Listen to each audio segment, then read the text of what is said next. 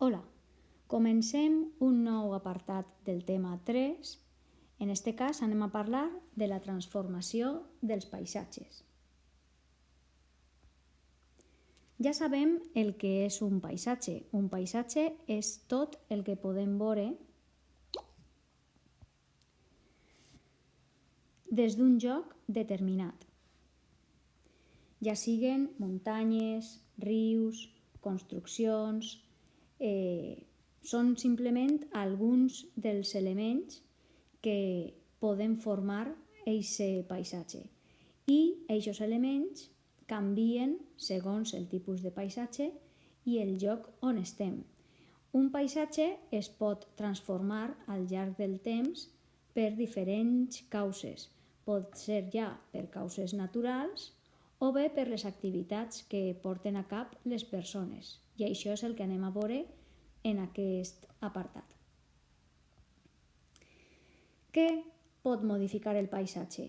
Doncs per un costat podem modificar el terreny, els agents geològics interns. Els agents geològics interns són les forces de l'interior de la Terra que són tan violentes i tan fortes que, com he dit, poden transformar el relleu d'un paisatge. Dins d'aquests agents geològics interns trobem el terratrèmol i el volcà. Un terratrèmol és un moviment brusc de l'escorça terrestre. Quan es dona un terratrèmol molt violent, es poden produir grans catàstrofes humanes i es modifica el paisatge molt ràpidament. Un terratrèmol pot afonar o inclinar el terreny, es pot perdre la vegetació o fins i tot alterar el curs d'un riu. De vegades hi ha terratrèmols molt dèbils que no afecten res al paisatge, però que sí que són captats per sismògrafs. Un sismògraf és un aparell electrònic que registra la intensitat del terratrèmol encara que aquest siga molt baixet. I un altre agent intern és el volcà. Un volcà és una obertura de l'escorça terrestre per la qual el magma de l'interior ix a la superfície. Quan això ocorre, té lloc una erupció volcànica. Quan es refreden els materials que han sigut expulsats pel cràter, apareixen els cons volcànics, que de vegades pareixen muntanyes, i fins i tot es poden arribar a formar illes, com és el cas de les Illes Canàries. Ara, una altra causa que pot fer modificacions en el paisatge serien els agents geològics externs. En esta vegada, els elements geològics externs són aquells que es donen en la superfície de la Terra i, a contrari dels interns, modifiquen el relleu a poc a poc. En aquest cas, parlaríem de l'aigua, el vent, els fenòmens atmosfèrics i també els éssers vius. L'aigua. L'aigua dels rius, per exemple, desgasta el llit per on discorre el riu i forma valls i gorges. L'aigua de la mar desgasta les costes i crea penya-segats, com el que tenim a la imatge, i també és capaç de transportar les terres o fins i tot modificar i formar platges. El vent.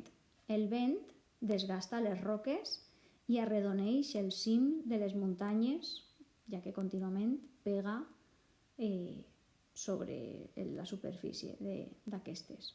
També és capaç d'arrossegar arena i altres partícules i en depositar-la forma dunes com les que trobem al mar o al desert. Els fenòmens atmosfèrics que poden modificar el paisatge són, d'un costat, les sequeres o les pluges torrencials. Les sequeres són llargs períodes de temps on no plou quasi gens i provoca que els sòls els tornen poc fèrtils. En canvi, les pluges torrencials provoquen inundacions pel desbordament dels rius. I per últim, els éssers vius. En els éssers vius també són capaços de modificar el paisatge, com podrien ser, per exemple, les arrels de les plantes que poden penetrar en el sòl i fragmentar les roques o fragmentar el terra per on van creixent, i també alguns animals, com els talps, que excaven el subsòl i també fracturen les terres. Per últim, ens queda parlar de l'acció humana, que és el factor que ens queda per a parlar, que també pot modificar el paisatge. Les persones modifiquen els paisatges en funció dels recursos que necessiten. I així tenim 3 exemples de com l'ésser humà pot modificar el paisatge. Poden ser la deforestació, edificació i la contaminació. La desforestació és la pèrdua de boscos.